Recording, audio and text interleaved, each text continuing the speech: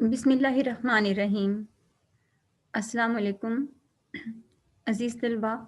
آج ہم اپنی سال اول میں حصہ نظم میں علامہ اقبال کی نظم پیغام، اس کا بقیہ حصہ اس کو پڑھنے جا رہے ہیں۔ اقبال کا تعارف الفاظ کا محتاج نہیں کہ جو کہ حکیم الامت ہیں، شاعر مشرق ہیں، فلسفی ہیں، جنہوں نے ایک سوچ دی۔ یہ مقصد فلسفہ خود ہی سے بھی پہلے یہ سوچ دی کہ اس کائنات میں انسان کے آنے کا مقصد کیا ہے، کہ وہ اللہ تعالیٰ کا نائب ہے، خلیفہ ہے، پسندیدہ بندہ بننا ہے۔ اس کائنات میں آنے کا مقصد قرب الہی حاصل کرنا ہے۔ وہ ایک آفاقی شاعر ہیں جن کا عشق حقیقی اور عشق رسول انتہا کو پہنچا ہوا، جس کی وجہ سے اللہ تعالیٰ نے انہیں یہ مرتبہ عطا کیا کہ اردو ادب میں اقبالیات کو، اقبال کو، صرف شاعری کو نہیں، خود اقبال کی شاعری کو اور اس کی ذات کو ایک مضمون کی حیثیت عطا کی، کہ اقبال خود ہی کو وہاں اس درجے تک لے جانا چاہتے تھے کہ خدا بندے سے خود پوچھے بتا تیری رضا کیا ہے، اور یہ معاملہ تب آتا ہے جب انسان خود کو اطاعت الہی کا پابند کر کے ضبط نفس کے مرحلے سے خود کو گزارتے ہوئے نیابت الہی تک پہنچنے کی کوشش کرے، اللہ کا نائب بننے کی کوشش کرے۔ نظم کا تعارف ہم پہلے بھی دیکھ چکے ہیں، ایک مرتبہ پھر دیکھتے ہیں کہ اس نظم کا نام پیغام نہیں ہے، لیکن ہم یہاں پیغام ہی لکھیں گے چونکہ سال اول کی کتاب میں اس کو پیغام کہا گیا۔ یہ بانگ درا کی طویل نظم شمع اور شاعر کا ایک بند ہے، یہ نواں بند ہے، اور اس میں ایک مکالمے کی سی صورت ہے جس میں شاعر شمع سے چند سوالات کر رہا ہے اور شمع اس کا جواب دے رہی ہے۔ ظاہر ہے یہ ایک سمجھانے کے لیے انداز اختیار کیا گیا کہ شاعر شمع سے پوچھتا ہے کہ پروانے تجھ پہ اپنی جان دے دیتے ہیں، لیکن میرے ساتھ ایسا معاملہ کیوں نہیں؟ تو شمع جواب دیتی ہے کہ چونکہ تیرا دل عشق حقیقی سے خالی ہے، اسی لیے تجھے وہ مقام حاصل نہیں۔ پیغام، اس کا مقصد یہ ہے کہ اللہ تعالیٰ کا نائب ہونے کا مطلب اللہ تعالیٰ کا پیغام اس دنیا میں پھیلانا ہے۔ پہلے یہ کام انبیاء کے ذریعے کیا گیا، اور محمد صلی اللہ علیہ وآلہ وسلم آخری نبی ہیں، ان پہ نبوت ختم ہوئی، تو اسی لیے اب مسلمان امت جو کہ اللہ تعالیٰ کی پسندیدہ امت ہے، اس کا فرض ہے کہ نہ صرف وہ محمد صلی اللہ علیہ وآلہ وسلم کے پیغام کو خود سمجھے بلکہ اسے پھیلائے۔ اس نظم کا پس منظر کچھ یوں ہے کہ یہ 16 اپریل 1912 کو لکھی گئی اور اقبال نے انجمن حمایت اسلام کے جلسے میں پڑھی۔ اس نظم میں مسلمانوں کے زوال کے بارے میں لکھا گیا ہے کہ یہ جب ترکی میں مسلمان حکومت وہاں پر بھی ختم ہو گئی تھی، شیرازہ بکھر گیا تھا، مسلمانوں کا زوال تھا، زبوں حالی ہے، تو اقبال نے رمزیہ انداز میں مسلمانوں کو بتایا کہ مسلمان کی حیثیت کیا ہے، اس کے اندر اللہ تعالیٰ نے کتنی پوشیدہ صلاحیتیں رکھی ہیں۔ وہ زوال پذیر ہی اسی لیے ہو رہا ہے کہ وہ اپنی ان صلاحیتوں کو بروئے کار ہی نہیں لا رہا۔ بروئے کار تو وہ تب لائے گا جب انہیں پہچانے گا۔ رمزیہ انداز وہ ہوتا ہے جس میں کسی لفظ کے وہ مطلب نہ ہو، لیکن اسے سمجھانے کے لیے دوسرا انداز اختیار کیا جائے، الفاظ کے اور مطلب لیے جائیں۔ اس نظم میں استارہ کی زبان استعمال کی گئی ہے، رمزیہ انداز ہے، مسلمانوں کو ان کا مقصد حیات یاد کرایا گیا کہ وہ اللہ تعالیٰ کی پسندیدہ امت ہیں، اور ہر مسلمان کا مقصد حیات خود کو اس قابل بنانا ہے کہ اللہ تعالیٰ اس سے محبت کرے اور اپنی پوشیدہ صلاحیتوں کو جو اللہ تعالیٰ نے عطا کی ہیں انہیں پہچانے۔ اسی لیے تو اس نظم کا آغاز بھی اسی شعر سے ہوتا ہے کہ آشنا اپنی حقیقت سے ہو، کہ اپنی صلاحیتوں کو پہچانو۔ چونکہ مسلمان آخری اور پسندیدہ امت ہیں،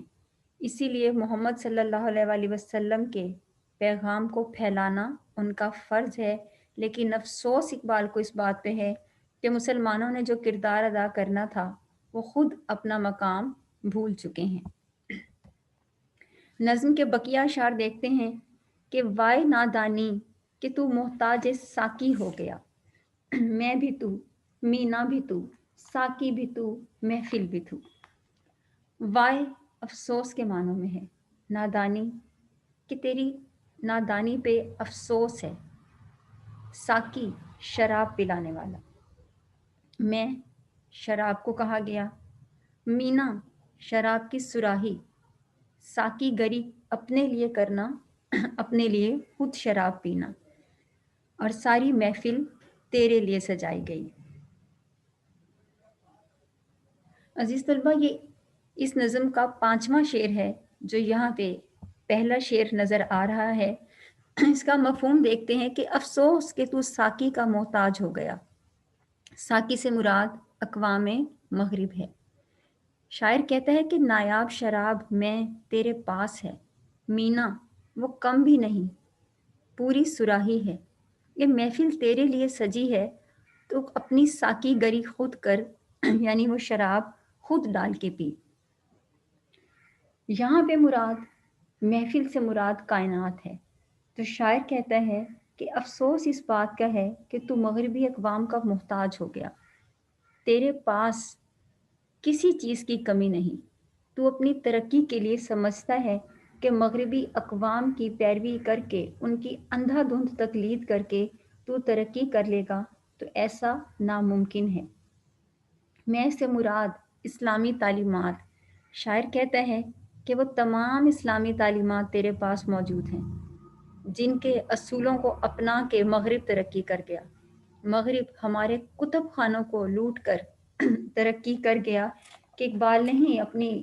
نظم میں کہا تھا کہ مگر وہ علم کے موتی کتابیں اپنے آبا کی، جو دیکھیں ان کو یورپ میں تو دل ہوتا ہے سپارہ۔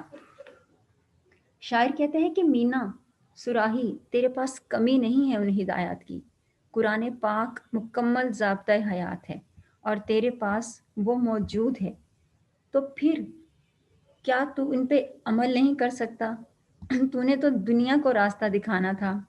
تو مغربی اقوام کا محتاج ہو کر رہ گیا، مغربی تقلید کی اندھی پیروی میں، ان کی اندھی چکا چوند کی روشنی میں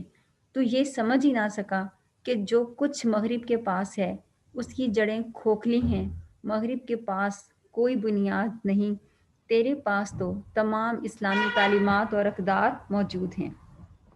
اسی لیے وہ اپنی حقیقت پہچاننے کو کہہ رہے ہیں کہ نہیں جاتی کہاں تک فکر انسانی نہیں جاتی، مگر اپنی حقیقت اب پہچانی نہیں جاتی۔ دوسرے شعر میں وہ کہتے ہیں کہ شعلہ بن کر پھونک دے خاشاک کے غیر اللہ کو، خوف باطل کیا ہے کہ غارت گرے باطل بھی تو۔ غیر اللہ، اللہ کے سوا کسی کو ماننے والے، خاشاک تنکے، شاعر کہتا ہے کہ اے مسلمان، باطل قوتوں سے خوف زدہ ہونے کی بجائے انہیں نیست و نابود کر دے، کیونکہ تو غارت گر انہیں تباہ کرنے والا ہے، تو یہ صلاحیت رکھتا ہے، تیرے ہی ہاتھوں اللہ تعالیٰ نے ان کی تباہی لکھی ہے۔ شاعر یہ کہنا چاہ رہا ہے کہ تم اپنی حقیقت بھلا چکے ہو اور مغرب کی اندھا دھند پیروی میں ان سے خوف زدہ ہو چکے ہو، در حقیقت تم اس قوم سے تعلق رکھتے ہو جنہوں نے کچل ڈالا تھا، جس نے پاؤں میں تاجے سر دارا، کہ دارا ایران کی بادشاہ کے لیے علامت کے طور پہ آیا ہے، کہ وہ کہتے ہیں کہ تم لوگ اگر وہاں سے دیکھا جائے تو اس راستے سے تو مسلمان اپنے راہ میں آنے والے ہر رکاوٹ کو خس و خاشاک تنکوں کی طرح جلا چکے ہیں، لیکن تم چونکہ اپنی صلاحیتوں سے نا آشنا ہو، اسی لیے ان سے خوف زدہ ہو۔ شاعر کہتا ہے کہ تم مسلمان نام کے رہ گئے ہو، کہ تجھے آبا سے اپنے کیا نسبت روحانی ہے، تم مسلمان ہو، یہ انداز مسلمانی ہے۔ تو خوف زدہ انسان اس وقت ہوتا ہے کہ جب اس کا تعلق اللہ تعالیٰ سے ٹوٹتا ہے، پھر وہ بندوں سے خوف زدہ ہونے لگتا ہے، باطل سے خوف زدہ ہونے لگتا ہے۔ تو اسی لیے اقبال کہہ رہے ہیں کہ چونکہ تیرا رشتہ عشق حقیقی سے ٹوٹ گیا تو لوگوں سے خوف زدہ ہونے لگا، کیونکہ وہ ایک سجدہ جو 1000 سجدوں سے نجات دیتا ہے،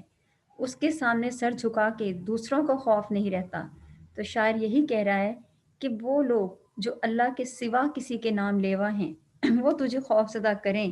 یہ ان کی اہلیت ہی نہیں۔ تیرے لیے کائنات تسخیر کر کے تجھے ان کے لیے غارت گر بنایا گیا کہ تو ان کو تباہ کرنے والا ہے، لیکن چونکہ تو اپنی صلاحیتوں کو پہچان ہی نہیں رہا، اللہ تعالیٰ سے اپنا رشتہ توڑ چکا ہے، تیرا تعلق کمزور پڑ چکا ہے، تیری خودی عزت نفس کمزور پڑ چکی ہے، اسی لیے تو ان سے خوف زدہ ہے۔ حالانکہ شاعر نے خود کہا کہ تجھے اس قوم نے پالا ہے آغوش محبت میں، کچل ڈالا تھا جس نے پاؤں میں تاجے سرے دارا۔ اس نظم کے آخری شعر میں شاعر کہتا ہے کہ بے خبر تو جوہر آئینہ ایام ہے، تو زمانے میں خدا کا آخری پیغام ہے۔ کہ شاعر نے بے خبر کے لفظ پہ ایک زور دیا ہے مسلمانوں کو۔ وہ کہتا ہے کہ اے مسلمان، تو اپنی حیثیت سے ہی بے خبر ہے کہ تیری حیثیت کیا ہے۔ تو جوہر ایک قیمتی موتی کی طرح ہے، آئینہ ایام، وقت کا آئینہ، کہ تو ایک قیمتی موتی کی حیثیت رکھتا ہے آنے والے وقت میں، جس کی چمک سے ساری دنیا اس کی چمک کو دیکھ کے اس کے سامنے ماند ہے۔ اور وہ کہتے ہیں کہ تیری حیثیت تو اس کائنات میں وہ ہے جو کہ قیمتی موتی کی ہے، لیکن وہ کہتے ہیں کہ تجھے تو اپنے بارے میں پتہ ہی نہیں، تبھی تو وہ کیا گردون تھا تو جس کا ہے ایک ٹوٹا ہوا تارا، کہ تو ٹوٹے ہوئے تارے کی طرح ہو چکا ہے۔ وہ کہتے ہیں کہ اے بے خبر، کہ اقبال نے ایک مصرے میں ہی مسلمان کو کہہ دیا کہ اے بے خبر، کہ تجھے پتہ ہی نہیں کہ زمانے کی تقدیر تجھ سے وابستہ ہے۔ ان کی ترقی کے راز تیری اسلامی تعلیمات کے راز ہیں۔ تو پسندیدہ امت ہے کیونکہ تو آخری امت ہے، زمانے میں خدا کا آخری پیغام ہے، لیکن تو اپنی حیثیت پہچانتا ہی نہیں کہ تیری حیثیت تو وہ ہونی چاہیے تھی کہ اقبال نے کہا کہ جس سے جگر لالا میں ٹھنڈک ہو وہ شبنم، دریاؤں کے دل جس سے دہل جائیں وہ طوفان۔ اور اقبال کہہ رہے ہیں کہ افسوس اس چیز کا ہے کہ تو اپنی حیثیت سے بے خبر ہے۔ تو امید ہے آپ کو اقبال کے اشعار سمجھنے میں مدد ملی ہوگی۔